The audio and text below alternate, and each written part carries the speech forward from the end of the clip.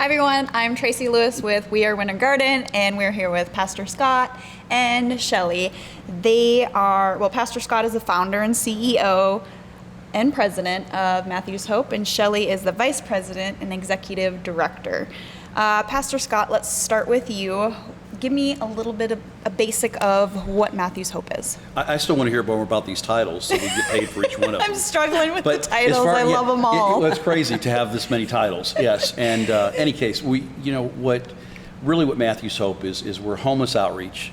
We are a ministry. We don't hide that. We're not a religious zealot type of folks, but we are Christ followers. And what we tell people is that Matthew's Hope is a ministry first and foremost, demonstrating the love, hope, grace, and mercy of Jesus Christ in all we do. And we're a facilitator of opportunity for those who choose, and that's kind of a key word there, choose to move forward towards a life of independence and self-sustainability.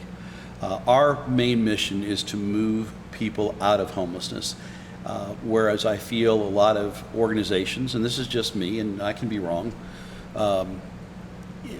perpetuate homelessness more than they really move people forward. And our goal is to move people forward. And what gave you the vision to do this? It came down to things such as the fact that when I first came to this area, seeing homeless people and asking about them, and people saying, I don't see any homeless people, that we don't have homeless people here. Mm. And my response back then was, we have a hell of a lot of campers, but also being homeless myself in my own past, both as a child and a young adult, I felt like it could be done differently, it could be done better, and so I pulled from my own experiences and tried to put that into who Matthew's Hope is today. Because you used to be homeless, is that right? Yeah. And Shelley, how did you get involved? Well, so my husband and I used to run, and Scott was at the race doing the prayer to make sure all of us got to the finish line okay. And he had just started Matthew's Hope, so he was telling us about Matthew's Hope, and I told my husband I will work for him someday. Just called to you. I just knew I wanted to work for him someday. The interesting thing is, I don't know how much detail you want to know about this, but before I joined Matthew's Hope, because it took a long time because they did not want me there. Ouch. I think I joined in the 8th year. I was actually going into the police academy. Oh. And my kids were not happy. My husband never said a word. My best friend was praying against it. And I told my kids, I said, there's only one place that I would not go to the police academy for. And they were like, what? And Darren didn't remember the conversation way back when. Right. And I said, if Matthew's Hope were to have an opening, I would go there and I wouldn't go to the police academy. So my kids started praying, and I think they prayed me into Matthew's Hope. I thought you were going to tell them they were knocking on Scott's door. No, they were too young. Well, I heard you're very persistent, and I hear it's been going great. So the podcast, what do you guys want to achieve from this podcast? Why are we doing this? I think the real reason behind it is we feel there's a lot of misinformation, not just about Matthew's Hope.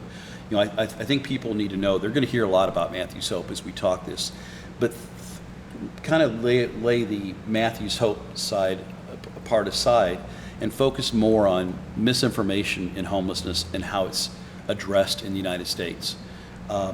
There are things that we do that are completely different than most organizations throughout the country. Mm-hmm. And we feel it's worth talking about. We think that the public needs to know.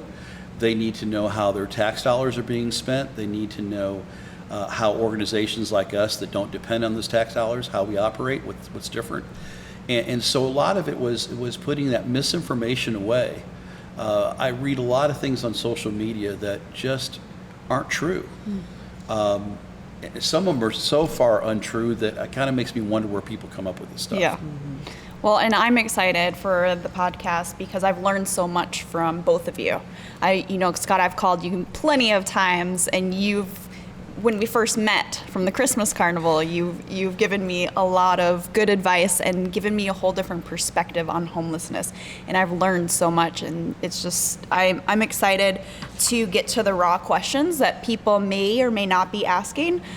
So I look forward to that and sharing it and helping to educate the people in the community with your guys' help too. And before you move on, Tracy, because it's interesting you brought that up when we first met and talked, because here was someone that Tracy clearly had a heart to want to do things in her community, clearly had a heart for these people. I think she was probably a little taken back with some things that I kind of shut down right away. But rather than take offense to that or anything, she really sat back and she absorbed it and thought about it and then asked questions. Yeah. And then it started to make sense. And I have found that's been true, that a lot of people, I realize that sometimes I'm an acquired taste and I don't say things exactly like people say they would say it. But at the same time, I think it takes an open heart and an open mind to sit there and look at what are the possibilities. Because if you let your heart get ahead of your head, you're going to create more problems. And I don't think that's anybody's intention when they go out to help. And that's what you guys are here doing. You guys are helping the homelessness and the community learning more about it. And it's about kids, right? Yeah. Which brings us into this episode with back to school. And I can't help but to think, are there kids out there that are homeless with their mom or with their dad? What back to school looks like for these families that are either living in their car or on the street. Are these kids even going to school, or what's going on with that? How is back to school for these families? I think for a lot of the families, it's very stressful because often they, when a lot of us grew up, you got your new shoes, school shoes and outfits and those kind of things. That happened then and on Easter, I think, is the other one. Right. Okay? Yeah. And so, these kids aren't getting that. And the parents, especially if they have multiple children, where they have, say, a child in preschool, they've got one in elementary, they got one in middle school, or they got one in high school. And many times they don't have vehicles. Trying to get these children to where they need to be, and then trying to allow their kids to have some kind of normalcy in their life when you're living in a car or living in some cheesy hotel or worse yet, possibly living in the woods, which we have seen and witnessed in the communities that we work in. So the women and children, let's talk about them for a little bit, just the women and children. How are they dealing with homelessness? Like what challenges are they facing? Shelley, maybe you can speak a little bit, because we were single moms at one point, and obviously thankfully I didn't have to go to the street, but I did have to go home, so I had that support. Right. But some of these women, they don't have that support system, so they're forced to the streets. They're not choosing to be there, but life happens and they didn't have something to fall back on. The interesting thing is between men and women, women are the most resilient. Okay. And they'll figure it out. Gotcha. I will figure out what I need to for my kids before I'll figure out my needs any day. Sure. And I see that a lot of times with our women as well. And so the men, because they're single men with kids out there, right? Of course, yeah. Okay. So what challenges are they facing? One of the toughest challenges is that shelters do not take in single men with especially male children. Oh, really? They've got to be, I believe it's under 11 years old, because that's considered puberty. Wow. And so if you have a child and you have a little boy, your options become none. We're the only organization that I know of that houses men with children, with boys. So that's a big deal too. And again, I think it's something that people just don't consider. Shelley's absolutely right as far when you talk about our single women are the rock stars. They really are. That said, you see the wear and tear it takes on them. Sure. You can see the aging. You can also see what we find is that single moms will do everything to take care of their children and not themselves. And sometimes that can backfire. It's kind of like when you're on a plane and they say, put your oxygen on first. Right. Yep. Okay? what happens with some of these women is their health is failing because they're so focused on making sure their kids get what they need. So they're not going to the dentist, but they'll make sure their child gets to the dentist. Next thing I know, they've got an abscess tooth, and there's a lot that play into it, and it's a tough thing to see. Right. Having been homeless myself, I personally can't imagine being a female and being homeless, much less a female that's homeless with children. With children, yeah. Right. How do you pull that off?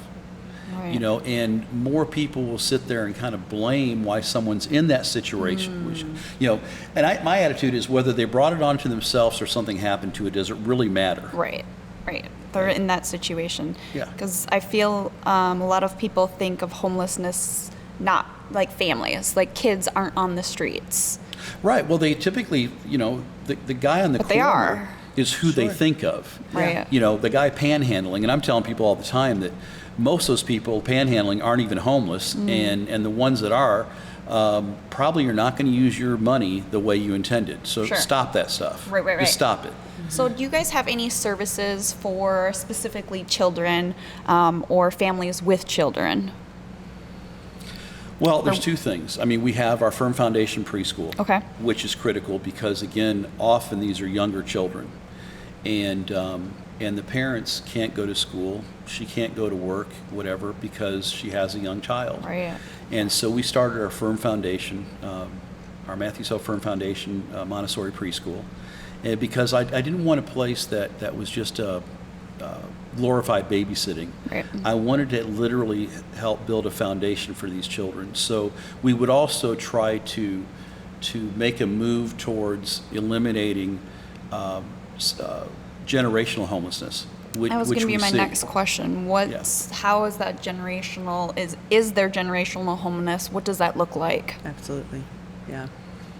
There's a lot of it. Yeah. And I think part of it is that there's two types of people out there. Typically, the people that need the most help don't get it because they don't understand the system and how to work it. They don't have the wherewithal to sit on the phone for hours, waiting for a phone call, having doors slammed in their face, telling you're in the wrong place, but not being told where the right place is. Yeah. And so they give up. And then you have people that it used to make me very angry when I saw people take advantage of the system. And I still don't like it, but I've come to learn that these people this is what they know. This is what they've learned. Right. And so if you visit our campuses, you will see literally we have a brick memorial area of all the homeless people that have passed. And when you look at that area, you will see names of second, third generation, cousins, brothers, sisters that have passed. And people that have been in the communities that we work in. The communities we work in, 85% of the people that we serve came from that community. This is their home. Yeah. Okay, that's been true I think there's 15 municipalities that we're serving now, and that's true in each one of them. We see that over and over again. Wow. And so I think that it's really important that we give these kids a firm foundation. The other challenge, though, to it is that there's no sense of normalcy to that for a child. Right. So now you're probably creating some mental health issues that may not show themselves immediately, but they will come out. Right. And that feeling of being deserted, that feelings of being less than, because I mean, children can be cruel. Yeah. And I remember, how awful some people would be because, I wore the tennis shoes from Kmart. And Good old Kmart. yeah, Right? and they were crappy. Yeah. They were crappy. Yeah.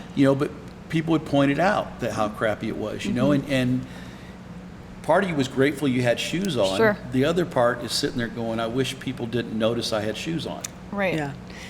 So going back to school for a little bit, in some counties, they are talking about cutting school lunches or not providing free lunches.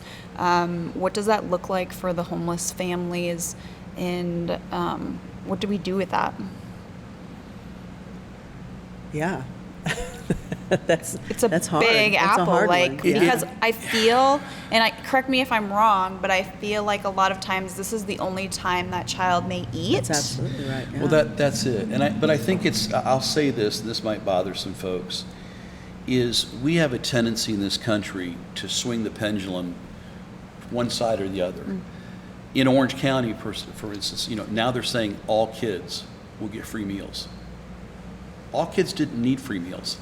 Yeah. Okay? And so what happens, you're going to deplete that little bit of money that was They're there taking that resource quicker. Okay? And we see this all the time. We've seen it through the hurricane relief. Write everybody a $2,000 check. All of a sudden people in New Orleans are got a flat screen TV in the back of a car that's floating down the street. Yeah. Because that's just how we do things, and we need to figure out how to have some kind of accountability in there.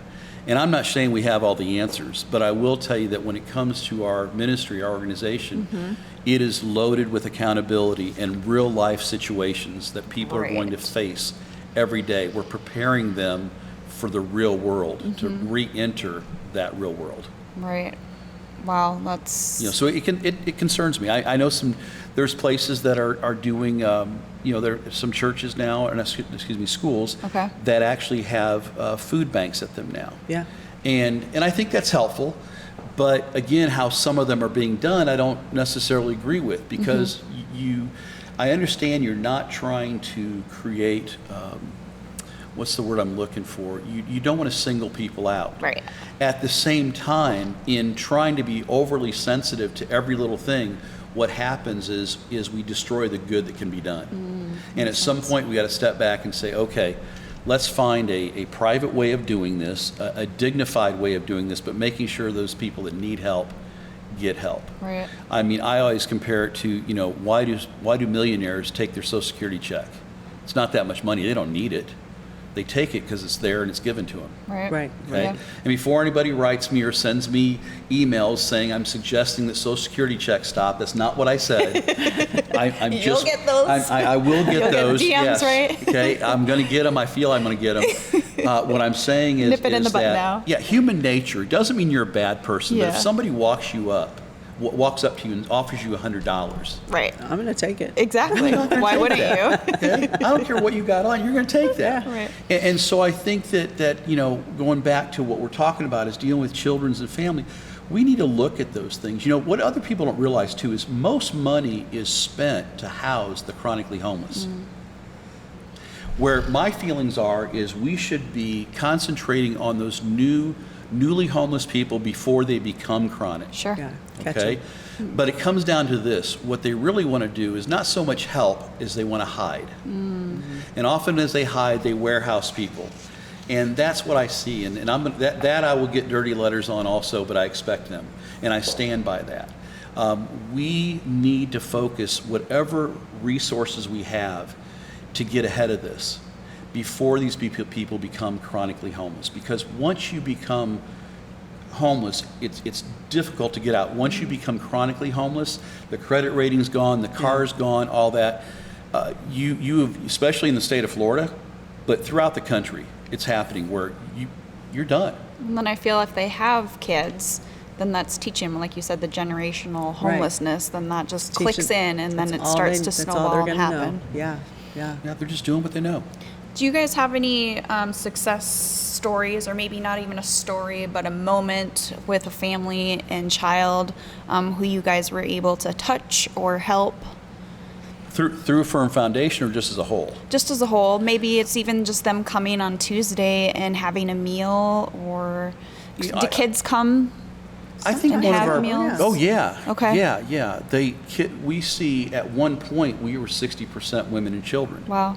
When the pandemic hit, that backed way down because the first people to get housed, not through programs but through individuals that just had a heart, was to bring those kids and women off the streets. Okay. Yeah. Okay, we're starting to see that change again now. So we're starting to see the uptick of children and females again, and what have you. There was a point I was going to make, and it just went away. Oh, no. and I apologize. But, Well, that's. she was asking about success stories with families. Oh, I think one, Sherry. Yeah, for sure. Sherry is an amazing person who came to us. She has a child that was born with Down syndrome. She had an older daughter who dropped out of high school so she could care for her sister Olivia. Wow. While mom worked at a local amusement park as a server, and lived in and out of their car.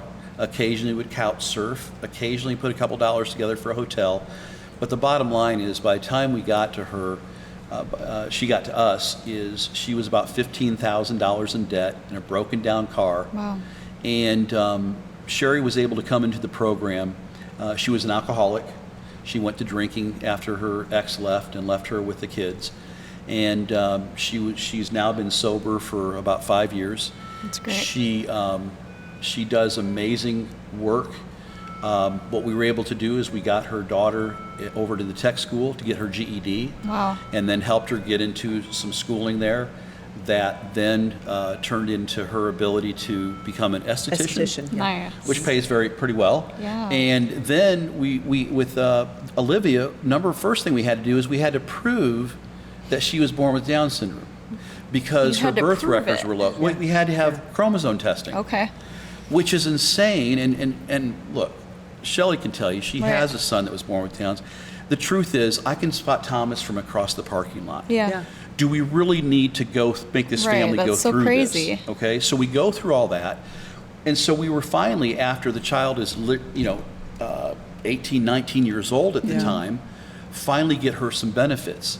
But the next thing that happened is, while she was with us, is that Olivia aged out of school. No longer could attend school. And I think it's 21, is it? Yes. Is that right? Yes. Okay.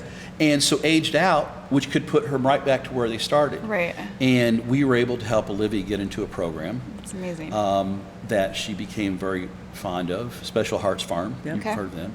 They're a wonderful organization. And Sherry ended up going to work for them. But what's really funny is Sherry ended up going to work for Lowe's, because when she interviewed with them and she talked about her background, she talked about her time in the Matthews Hope Chest shop. I love it. And so when they said, well, what's that? Well, that's a drill press. I know, because I use one all the time. Girl power. Yeah. Yeah, right. So, I love it. and the confidence that she has now as a single woman, a single mom, she's not afraid of any tool now either. But all that to say, when Sherry was done, she left with something like zero debt, $18,000 in cash. Kelly, her other daughter, turned 18, so we put her into her own program. She left with about $6,000 cash Wow. after paying $6,000 cash for her own car. Kelly's now happily married, living a nice life. Sherry is doing fantastic. She spends a lot of her time mentoring other women, and women in particular that have become homeless. She just helped us get someone housed with us. And it's a success story all the way around. I mean, That's she's absolutely huge. amazing, beautiful soul. That's it. But that also took her through her church, which is Discovery, Okay. to come, and they gave her support at the church level, more so of giving her a place to belong, Yeah. alongside what we did. And that partnership turned out to create this amazing person now who makes a very good living doing what she does, has a very strong credit rating, and she's a rock star. That partnership is huge, and that inspired me. I'm like trying not to cry. That's just amazing. And I knew a little bit of her story, but not all of it. So thank you for sharing that with us. It takes money to do this, obviously. Let's just throw it on the table. Yeah. And that really inspired me, and I'm sure it inspired other people too. So how can we help do this with more families, do this with more moms, with more dads, with more children, so we break that generational homelessness, and we teach them that there is hope and there is a way, and to walk alongside them. It takes a lot of resources, Right. money, effort, all of that's partnership. That's a huge word that's coming to my mind right now, just partnership. It's all about and partnership. Partnership includes time, but it also includes money. So what's coming up that we, as a community and businesses and residents, can really come together with you guys and help you guys so you can continue to change lives? So we have our event on September 30th, and Okay. it's what, you always say it so much better than me. I know you like tease it up, and Well, I'm because like, it's been the garden party for so It long. has, You know, yes, and we're yes. changing that up for a number of different reasons, but it's the Wild Wild West fall fundraiser where steampunk meets the West. And it really came about is those of us that are old enough to remember the Wild Wild West television show. Back then it was a Western, but they had these gadgets and stuff. Yeah. And that's kind of where steampunk started coming from. And then Will Smith redid it as a movie a few years ago, and they brought a little more steampunk into it. So it looked like a great time, a lot of fun. Yeah. People like dressing up at our events, and someone could who come doesn't to simple, love to dress up? right? Yeah, Like, you know, it's- except Right. me. It's Halloween. You know, I don't. You are the one where But- you You're love the but it. one that dresses But up. I have to. Yeah, I Most know. extravagant. Well, when basically- when I heard the theme, I was like, Scott, definitely pick this. I know it. Oh, I'm into and I this can't one. wait to see it. I'm into this one. I agree. You know, not so much being dressed as a full-size hot dog a couple years ago. Okay. That was Mercy. great. Not that I could have done without a few This others is that what we people all made have to me look dress. forward to. I love it. Yeah, It's exciting. but, hey, we might get a few more people to come though. Yeah. This is- Well, this you is know, you why never we're know doing what's it. going to show up, right? The yacht rock was a little fun. Yeah. Again, I was not real happy with how I had to dress, but you know, we did our thing. But You rocked it well. You know, hey, it's not, to be fat with abs is a wonderful thing. Okay. It's for the kids. It's a big, yeah, there you go. There you go. It's for the children. You know, what the idea behind it, though, is that, you know, we're in a very different economic time right now. And so we tried to find a way that we could still raise money. It would much need. Our budget last year was over $6 million. Wow. Okay, and we're mostly our average, what I call investor, our donors, is middle class folks that just have bought into what we do and understand it. And a lot of their money is now taken away with this economy. I mean, paying that extra $400 a month in groceries. Yeah. So we looked at it a way to make it fun, because we always want to make our events different and better than anything else, because we want them to say, hey, I want to go back next year. Right, Yeah. right. Well, it's And- like an experience, I feel. What is? Yes. You want to make It's it like an you can make it a experience. date night. You can make it a Anybody. girls' Yeah. night. You can make Yes. it like anything you want. Like, it's just fun. And this one makes it that much easier, because what happens is people can buy single tickets. Okay. We'll have a discount for a couple. We have other discounts built in there. But someone could do as simple as come in a pair of blue jeans and cowboy boots and a button-down shirt and a Sure. handkerchief or whatever they call it. Yeah. You know, And a cowboy hat. What's that? And a cowboy Yeah, hat. can't cowboy forget hat. the There you cowboy go. hat and It's cowboy important. boots. Sure. And so, you know, it can be that simple. Okay. Or you can go and mimic one of the characters out of the Wild Wild West or whatever. So it lends itself to be a lot of fun. We're gonna have a silent auction. We're gonna have dancing. We're gonna have entertainment. But rather than a sit-down meal this year, and we sat down and talked with our presenting partner, being Advent Health, Okay. and decided that we would do heavy hors d'oeuvres, and there'd be cocktails available and things like that. But there were just a lot of stuff going on that people can be a part of. Awesome. And, Well, I have my ticket, so I'm excited. So they just go to the website, click events, is that right? Right. And they can buy their tickets there. Shelley, what else can we do? Is there anything specific that the kids the homeless kids in our community need? Or can somebody just make a donation if they're not interested in coming and being fun with us? Yeah. Why Not wouldn't that- anyone not Don't be do fun to that? support us. It's okay. It's okay. You go ahead and stay home. It's all right. Or maybe they just can't make the date, or they're not fun, whatever it may be. I'm not going to call Be there. anybody out or Yeah, any yeah. names or anything. Leave that to me to get in trouble, right? No, I'm going to be with you. They can go to their website, or what's the best way that They people can go can to get help? MatthewsHopeMinistries.org and definitely donate. We like to make sure that when people need something, we give them what they need. We don't want to give, there's several organizations that pack the backpack. And if that's not what those kids need, what are they going to do with those supplies? So we Right. would rather find a way to, get them what they need Okay. instead. Okay, gotcha. So the best probably way is just to go to the website to donate the cash money. Absolutely. And then you guys can figure out specific needs, and Well, then and- they're getting And what people they. can follow one of our Facebook pages too, because what we do, people often try to give us children's clothing. The challenge of storing children's clothing is that there's so many sizes, especially when you get in the little ones. You got the 2T, 3T, Yeah. 5, okay? And so what happens is, if people follow us on Facebook, when we have a family in need, Gotcha. we will get their ages and sizes. And what ends up happening is we usually end up with new outfits that come in for the kids specifically for their needs, so we don't have to spend the money of storing something Oh, that that may makes not get sense. used That's for a good months or idea. years. We do the same thing with our food and hygiene needs. We list them constantly on our Facebook pages. Okay. And if somebody follows us there, they can see what our most needed things are and opportunities to donate and the other things that we do throughout the year. Perfect. So it's important to follow you guys so you can see specific needs, whether it be food, clothing, Because it changes. It changes. supplies. Perfect. All right, so this was a good episode. I love talking about kids and families because they're dear to my heart, and it's back to school. Thank you guys for being here, talking about back to school, kids, everything else. We are going to discuss next episode, why don't they get jobs? Yeah. Favorite. So that might be a little more complicated than we all think, and I can't wait to hear what the answer is going to be. See you guys next time. Awesome. Bye.